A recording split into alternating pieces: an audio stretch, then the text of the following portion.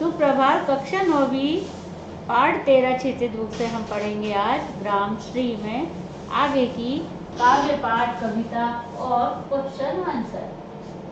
अब देखेंगे हम काव्य पाठ में क्या है कविता का संदेश। अब रजत स्वर्ण मंजरियों से लग गई अमृत की डाली, झर रहे ढाक पीपल के दर, हो उठी कोकिला मतवाली, महके कटहल मुकुलित जामुन, जंगल में जरबेरी झूली, फूले आड़ू नींबू दाड़े, आलू गोभी बैगन मूली। संदर्भ पहले की तरह ही रहेगा जैसे पूर्व में बताया था कि इस कविता को सुमित्रा नंदन पंत जी ने लिखा है और ये ग्रामश्री पाठ से ली गई काव्य की पंक्तियां है ना। फिर प्रसंग में ये बताया है कि कवि ने बसंत ऋतु का वर्णन किया। प्रसंग क्या रहेगा? कवि ने प्रसंग भी वही रहेगा जो बसंत ऋतु का वर्णन किया है मनमोहक के उस समय पेड़ों में लग गए हैं थोड़े फूल फल। बसंत ऋतु का वर्णन किया गया है।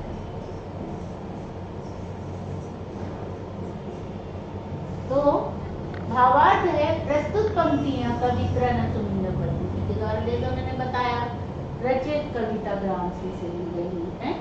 इन पंक्तियों के माध्यम से कवि बसंत ऋतु का मनमोहक वर्णन कर रहे हैं।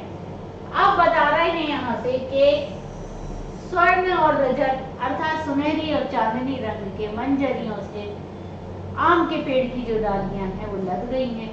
आपने देखा होगा आम के पेड़ में मंजरियां होती, बोराए क्या बोलते हैं उसको, है ना, बोरे। फिर पतझड़ के कारण पीपल और दूसरे पेड़ों के पत्ते झड़ रहे हैं, यानी बसंत के मौसम में उसके बाद आता है बसंत मौसम में पतझड़। फिर कोयल मतवाली हो चुकी है और मधुर ध्वनि का सबको रसपान करा रही है। कटहल की महक से वह होने लगी है और जामुन भी पेड़ों पर लग गई है। वनों में झरबेरी का अस्तित्व आ गया है। हरे भरे खेतों में अनेक फल सब्जियां उगाई हैं, आड़ू नींबू आलू दाढ़े मूली गोभी बैगन आदि। जैसे अभी इस मौसम में चल रहा आलू गोभी बैगन खूब आ रहा है, नींबू आ रहा है, उसी का ही वर्णन किया गया है कि बसंत ऋतु में क्या क्या हो रहा है।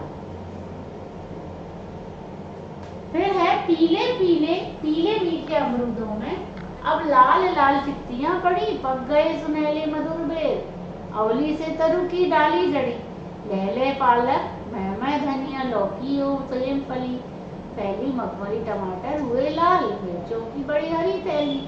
इसमें भी संदर्भ पूर्व बताएगा और फिर हम पढ़ेंगे व्याख्या की सुमित्रा नंदन पंत द्वारा लिखी हुई पंक्तियों को ग्रामश्री से ली हुई संदर्भ में है। और इसमें अमरूद पके और मीठे फलों का वर्णन किया गया है कि सुंदर दृश्य दिख रहा है, उनको संकेत कर रहे हैं कि मीठे फल अब पीले हो गए हैं और उन पर लाल चित्तियां निशान पड़ गई। जैसे अभी मीठी खूब बिही वगैरह जिसको अमरूद बोलते हैं ना, बेर वगैरह सभी आने लगे, आंवला भी आ गया है कि आकर सब छोटे छोटे फल से डाल झूल रही हैं। अभी आपने देखा होगा पेड़ों में ये सब लगा हुआ है और पालक भी अभी खूब आ रही है, लौकी और सेम भी फलकर आसपास फैल गई, मखमली रूपी टमाटर भी पक्का लाल हो गए, छोटे छोटे नाजुक पौधे, हरी हरी मिर्च भी लग गई है जिससे मिर्च का भंडार लग गया है। ऐसा दिख रहा मानो पूरी पृथ्वी में बढ़िया लहलहा के फसल फल फूल रही है। फिर है कि बालू के सांपों से अंकित, ये बताया जैसे चित्र में कि गंगा की सात रंग बताए ये पूरे, ये सात रंग दिख रहे होंगे किरणों से, पड़ रहे हरा पीला लाल सफेद नीला आसमान सब दिख रहा है इसमें। गंगा की सतरंगी रेती सुंदर लगती, सरपत छाई तट पर तरबूजों की खेती, अंगुली की कंघी से बगुले कलंगी संवारते हैं कोई, तिरते जल में सुर खाओ पुलिन पर मगरौठी रहती सोई। फिर इसमें बताया है संदर्भ वही पूर्ववत रहेगा कि सुमित्रा नंदन पंत द्वारा ली हुई पंक्तियां, प्राकृतिक सौंदर्य का चित्रण किया गया है। इसमें क्या है?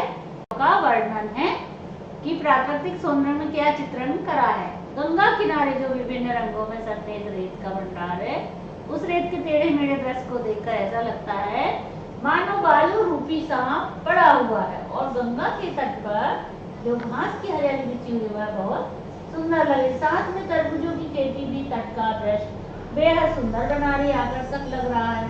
बगुले तट पर शिकार कर रहे हैं और अपने पंजों से कलंगी को ऐसे सवारते ठीक करते हैं मानो वे कंघी कर रहे हैं। जल में चक्रवाक पक्षी भी तैरते हुए नजर आ रहे हैं। मगरौटी पक्षी भी है, वह आराम से सोए हुए और विश्राम कर रहे हैं।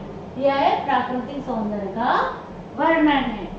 उपमा अलंकार है। हंसमुख हरियाली हिम आतप सुख से अलसाए से सोए, भीगी अंधियारी में निशिकी तारक सपनों में से खोए। मरकट डिब्बे सा खुला ग्राम जिस पर नीलम नभ आच्छादन, निरूपण हिमांत में स्निग्ध शान निशोभा से हरता जनमन। प्रस्तुत पंक्तियां सुमित्रा नंदन पद के द्वारा लिखी हुई ग्रामसी से ली गई हैं। वही रहेगा प्रसंग में है प्राकृतिक सौंदर्य और सुंदर चित्रण किया गया है।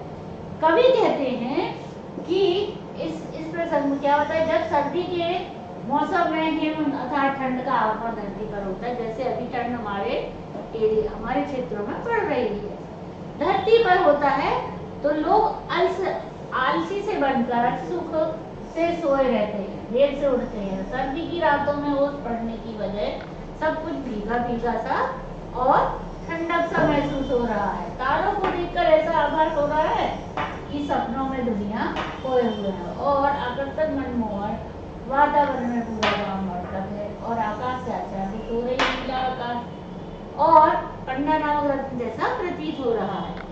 शरद ऋतु के अंतिम क्षणों में गांव के मासूम वातावरण में अनुपम शांति अनुभव हो रही। शोभा युक्त वातावरण जिसे देखकर एक एहसास करके गांव के सारे लोग प्रफुल्लित हो रहे हैं और उनका मन खिलखिला कर हंस रहा। अब है प्रश्नों के उत्तर कि कवि ने गांव को हरता जनमन क्यों कहा। कवि ने गांव को हरता जनमन इसलिए कहा कि उसकी शोभा अनुपम है, चारों तरफ हरियाली छाई हुई, इसलिए धरती को और प्रसन्न कर रहा है और प्राकृतिक सौंदर्य सबके मन को छूता है। कविता में किस मौसम के सौंदर्य का वर्णन, कविता में बसंत ऋतु का सौंदर्य का वर्णन, सरसों के पीले फूल हरियाली छाई हुई है। और गांव को मरकट डिब्बे सा खुला क्यों कहा गया है। मरकट पन्ना नामक रत्न को कहते हैं जिसका रंग हरा होता है और वह डिब्बे से सब कुछ साफ कर साफ साफ दिखता है। मरकट के हरे रंग की तुलना गांव की हरियाली से की गई है और वातावरण मरकट के खुले डिब्बे के समान हरा भरा खुला सा लग रहा है, इसलिए गांव को मरकट डिब्बे सा खुला कहा गया। फिर है आधार और सनई के खेत कवि को कैसे दिखाई दे रहे हैं। आधार और सनई के खेत कवि को सोने की किंकड़ियों के समान दिखाई दे रहे हैं। फिर है भाव स्पष्ट करिए। बालू के सांपों से अंकित गंगा की सतरंगी रेत। तो प्रस्तुत पंक्तियों गंगा नदी के तट की जमीन वाली की सतरंगी कहा गया उसमें, क्योंकि सूर्य की किरणें पड़ रही तो वो सतरंगी रेत दिख रही है, टेढ़ी मेढ़ी रेखाएं हैं, सूरज की किरणों के प्रवाह से चमकने लगती हैं और ऐसा लगता है जैसे सांप चलने जैसे समान प्रतीत हो रहा है। हंसमुख हरियाली हिमातक सुख से अलसाए से सोए। हरियाली का वातावरण छाया हुआ है, ये वर्णन है इस पंक्ति में। और सूरज की प्रकाश जगमगाती हंसमुख सा प्रतीत हो रहा। सर्दी में धूप में खिली खिली है धूप, सर्दी की धूप, और ऐसा लग रहा जैसे दोनों अलसाए होकर सोए हुए। निम्न पंक्तियों में कौन सा अलंकार है। तिनकों के हरे हरे तन पर हिल हरित रुधिर है रहा चल। हरे हरे में इधर पुनरुक्ति अलंकार है, बार बार इसको शब्द को लिया गया है। हिल हरे अनुप्रास अलंकार है। तिनको के तन पर मानवीकरण अलंकार है, क्योंकि वह तिनको किसी का वर्णन है तो उसको तिनको के तन पर बताया तो उसका क्या आएगा अलंकार, मानवीकरण अलंकार। इस इस कविता में जिस गांव का चित्रण हुआ है वह भारत के किस भूभाग पर स्थित है? उत्तर है, इस कविता में उत्तरी भाग के भारत के गांव का चित्रण हुआ है। उत्तरी भारत के खेती प्रधान राज्यों में प्रमुख है। हमारा भारत कृषि प्रधान देश है, जहाँ खेती बहुत होती है। अब है भाव और भाषा की दृष्टि से आपको यह कैसी लगी कविता, और इसका वर्णन अपने शब्दों में कीजिए। प्रस्तुत कविता में भाव और भाषा दोनों की दृष्टि से अत्यंत सहज और आकर्षक है। प्रस्तुत कविता में प्रकृति का चित्रण लुभावना और सुंदर दर्शाया गया है। कविता की प्रकृति का मानवीकरण किया गया है। कविता की भाषा भी अत्यंत सरल, मधुर तथा प्रभाव भरी है। अलंकारों का प्रयोग करके कविता के सौंदर्य में और भी वृद्धि हुई है। बच्चों, आपको इस कविता का वर्णन पूरा लिखना है और सारे क्वेश्चन आंसर कॉपी में करने हैं। परीक्षा पास में है।